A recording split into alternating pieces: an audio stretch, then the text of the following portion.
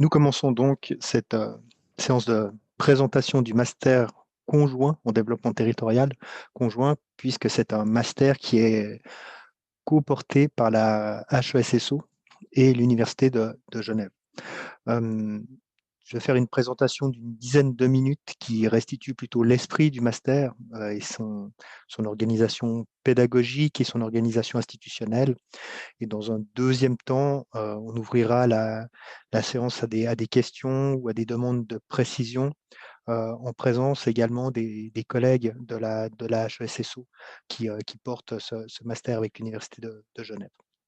Voilà. N'hésitez pas à m'interrompre si c'est des questions de compréhension ou si le son est mal réglé, vous ne m'entendrez pas, etc., etc. Je vous propose de commencer cette présentation par la fin, en fait, en faisant l'hypothèse qu'on se retrouve dans une dizaine, une quinzaine d'années et que nous sommes devenus de vieilles connaissances et je vous demande ce que vous êtes devenus et que vous évoquiez le fait que vous soyez en train de travailler dans une administration en lien avec l'aménagement du territoire, que vous êtes en train de travailler dans une fondation privée ou d'utilité publique qui s'intéresse à la conservation du patrimoine, qui s'intéresse à la nature, ou dans un bureau privé qui est en charge d'aménagement, d'urbanisme, de planification, que vous soyez aussi en train de travailler dans une organisation non gouvernementale qui questionne le lien de la nature dans le projet urbain ou qui fait des projets de développement territoriaux dans les pays du Sud ou dans une entreprise générale qui fait de l'urbanisme opérationnel, de l'acquisition foncière et qui monte des grands projets urbains. Si vous m'expliquez que vous êtes urbaniste, aménagiste, architecte paysagiste, ingénieur géomètre, développementaliste, c'est-à-dire vous travaillez dans les pays du Sud ou pour faire du projet de développement, vous êtes géomaticien, il y aura de fortes chances pour que vous soyez des personnes issues du master en développement territorial porté par l'Université de Genève et la Haute École spécialisée de Suisse occidentale, la HESSO. Ce master, il vous propose il vous propose une formation interdisciplinaire au métier du territoire, de la fabrication du territoire ou de la fabrication de la ville.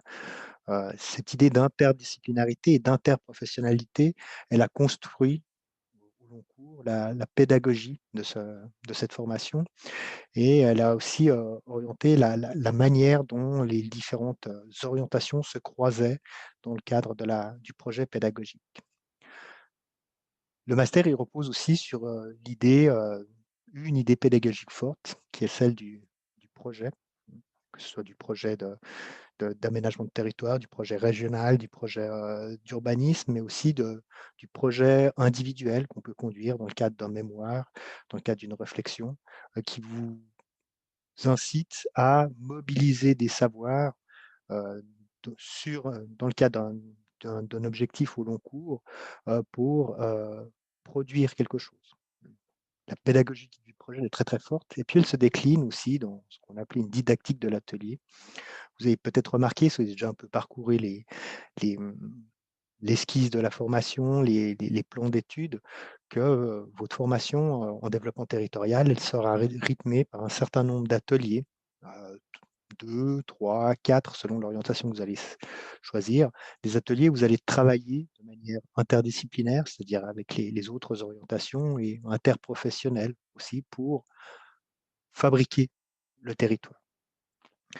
Ce master, donc, il met quand même une emphase forte sur la formation pratique et l'idée de faire du développement territorial, de faire de l'urbanisme, de faire de l'architecture du paysage au plus près finalement des enjeux territoriaux, de faire de l'urbanisme avec les pieds, marcher, parcourir, arpenter. Il va vous amener aussi, pour un bon nombre d'entre vous, à découvrir, et même la totalité d'entre vous, en fait, à découvrir de nouveaux types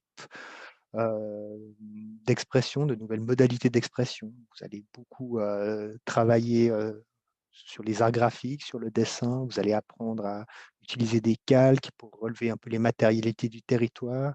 Vous allez vous initier au système d'information géographique où vous allez approfondir votre maîtrise de l'information géographique si vous venez d'une formation en ingénierie, géomètre.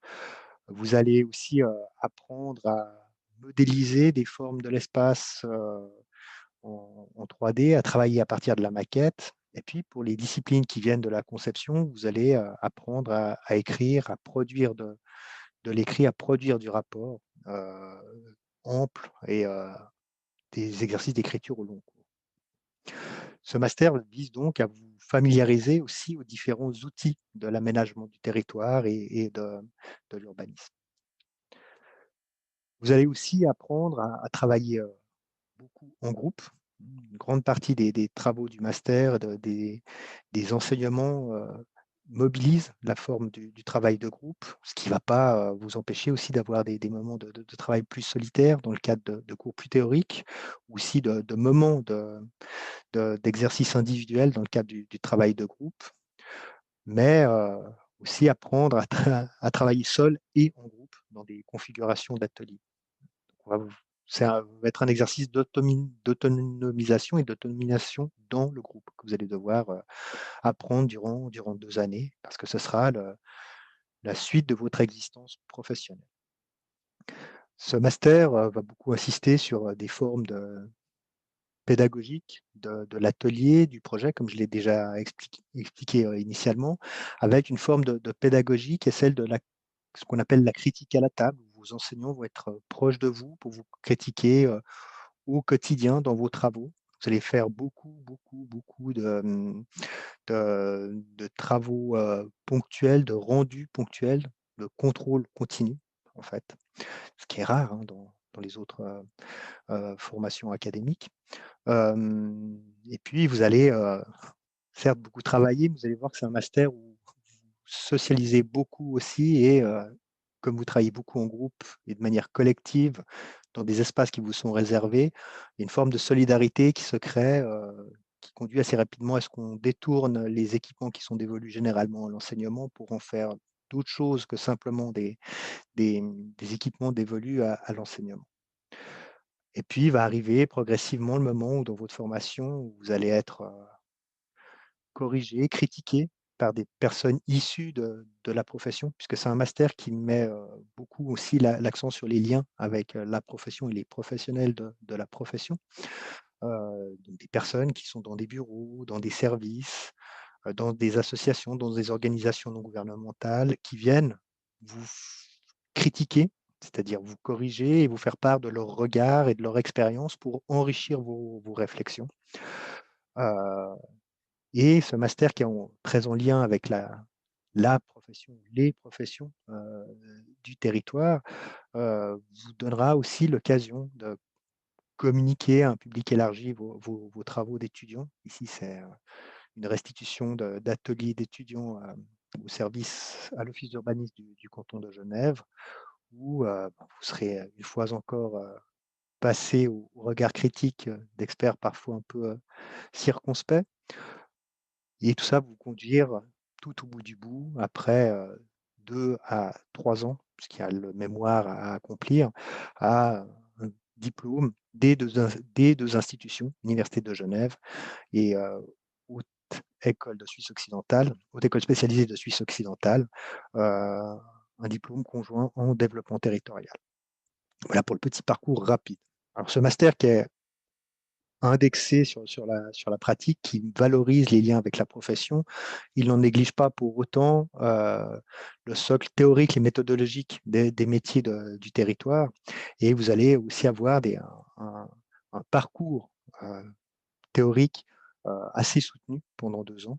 Donc, il ne faudra pas vous orienter dans le master en développement territorial pour une formation que pratique, parce que ce ne sera pas le cas. Et puis, on va valoriser aussi beaucoup, dans le cadre des enseignements et des exercices qu'on vous demande de faire durant ces 2 années, sur un souci de la réflexivité, pardon, c'est-à-dire un moment de réflexion sur ce que vous faites en tant que spécialiste de l'aménagement ou de la production du territoire et la manière dont vous vous comportez par rapport aux autres disciplines, aux autres savoirs de la fabrique territoriale. Donc je l'ai déjà dit, hein, une formation, théorique, réflexive, pratique, avec un lien fort avec la profession. Les professions du territoire sont présentes, dans les ateliers, ils interviennent dans les cours, ils participent au groupe d'accompagnement, au master en développement territorial, ils sont très présents en fait. Vous avez la possibilité de faire des stages, dans certaines orientations, l'obligation de faire des stages dans le cadre de votre formation. Heu, donc ce lien avec la profession qui peut aussi et qui doit vous conduire à trouver relativement rapidement, des débouchés professionnels au terme de votre diplôme et là, dès la structuration du master et tout au long de votre parcours. Ce master, il se décline en 6 orientations, 3 sont hébergées par l'Université de Genève, urbanisme de projet, développement territorial des Suds, développement régional et 3 sont hébergées à la Haute École spécialisée de Suisse occidentale, architecture du paysage, urbanisme opérationnel et ingénierie géomatique. Selon l'orientation qui vous plaît, vous vous inscrivez à un endroit ou dans l'autre. Mmh. Vous allez, suivre ça lire ça sur le site dévolu au master en développement territorial. Mais, si vous êtes intéressé par le développement territorial des Suds, c'est une inscription à l'université de Genève. Si vous êtes intéressé par le développement régional, c'est une inscription à l'université de Genève. Si vous êtes intéressé par l'architecture du paysage, c'est une inscription à la Haute École spécialisée de Suisse occidentale. Si vous êtes intéressé par l'urbanisme opérationnel, c'est une inscription à la Haute École spécialisée de Suisse occidentale, et cetera, et cetera. Donc, identifiez bien les orientations qui vous intéressent, et inscrivez-vous au bon endroit. Vous est possible aussi de vous inscrire à plusieurs orientations pour maximiser vos chances d'être admis. Ce master se décline en 6 orientations, hébergé par 2 institutions, il se déploie sur plusieurs lieux. Vous allez avoir des lieux d'enseignement qui sont à Genève, à l'université de Genève. Vous allez avoir des enseignements qui sont à Genève, mais à la Haute École, du paysage, d'ingénierie et d'architecture, à EPIA. Vous allez avoir des cours à, Lausanne, à la HESSO Master et vous allez avoir des cours à la HEIGVD à Yverdon.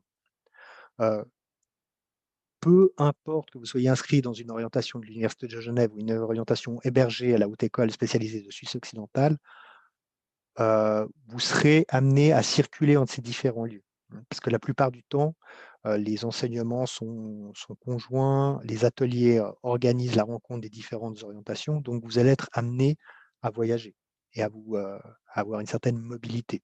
Hem, voilà. Hem, du coup, il y a des considérations à avoir, une réflexion à avoir aussi sur le financement de la mobilité. Soyez conscient du fait que les ateliers qui vont rythmer votre formation, les ateliers, de développement régional, les ateliers de, projet de territoire, projet de paysage, les ateliers de projet urbain, les ateliers de développement, dans les suds, hem, sont financés par les deniers du master.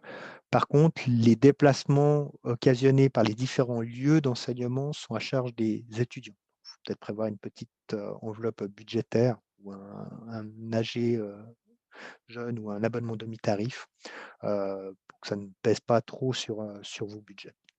Ça reste raisonnable, hein, disons, néanmoins. Pour vous inscrire à ce master, avant qu'on ouvre la discussion, l'admission se fait sur dossier avec un délai de candidature qui, cette année, est le même dans les 2 institutions. C'est-à-dire, il est porté au 28 février 2021 il y a une coquille dans mon PowerPoint pour les orientations Université de Genève et HESSO. Dans les 2 institutions, le délai d'inscription est le même. On vous incite à anticiper le délai d'inscription et de ne pas attendre le 28 février pour vous inscrire, heu, ce qui permet de gagner du temps sur les procédures d'admission. Donc, d'une certaine manière, hein. Inscrivez-vous, dès que vous sentez que votre dossier est prêt. Hem, L'admission est sur dossier, donc il y a des titres qui sont requis, puis après il y a des éléments qu'on prend en considération. Alors, les titres, requis, pour rentrer dans le master, hem, Là, j'insiste plus sur les conditions d'admission à l'université de Genève. Les conditions d'admission seront précisées après par mes collègues pour les orientations HECSO seront précisées par mes collègues de la HECSO. C'est un bachelor à titre indicatif en géographie, en sciences politiques, en droit, en sociologie, en ethnologie, en histoire. Heu, vous avez vu que la gamme est relativement ouverte et puis autrement un bachelor ou un baccalauréat, issu des écoles polytechniques fédérales ou des HES en architecture du paysage, en ingénierie et cetera et cetera. Il y a donc la discipline d'entrée, qui est un critère d'identification des dossiers et puis on porte, beaucoup d'attention à votre lettre de motivation. Donc ne faites pas juste une lettre où vous dites: «Veuillez trouver ci-joint mon dossier de candidature», mais expliquez pourquoi ce master et en quoi ce master fait sens, par rapport à un intérêt personnel, par rapport à un ensemble de cours que vous avez suivis, par rapport à un engagement associatif ou citoyen, peu importe. Montrez en quoi ce master est en quelque sorte une nécessité pour vous, peut-être même une nécessité existentielle, si je force le trait. Et puis on est aussi sensible, au CV, donc prenez du temps aussi de construire habilement votre CV et de montrer, les cours qui vous ont préparé à l'entrée dans ce master-là, les activités associatives qui vous ont préparé à l'entrée dans ce master-là, ou les travaux universitaires que vous avez faits qui vous ont, préparé à ce master-là. Donc une évaluation des dossiers, des candidatures sur dossier, pardon, je vais y arriver, qui tient compte de votre discipline, du parcours académique, de la lettre de candidature et du CV. Et c'est l'ensemble de ces éléments qui est pris en considération par la commission d'admission et de sélection des dossiers. Voilà. Si vous avez, au terme de cette journée et puis au terme de cette, très brève présentation, des questions complémentaires, je vous invite pour les orientations, UNIGE à vous mettre en contact avec madame Effrancet. Vous avez son adresse, électronique à l'écran et pour les orientations HESSO avec madame Charline Guyon, qui a changé de nom depuis. On va corriger ça, pour, demander des informations complémentaires et mes collègues de la HESSO sont là aussi pour compléter par la suite. Voilà.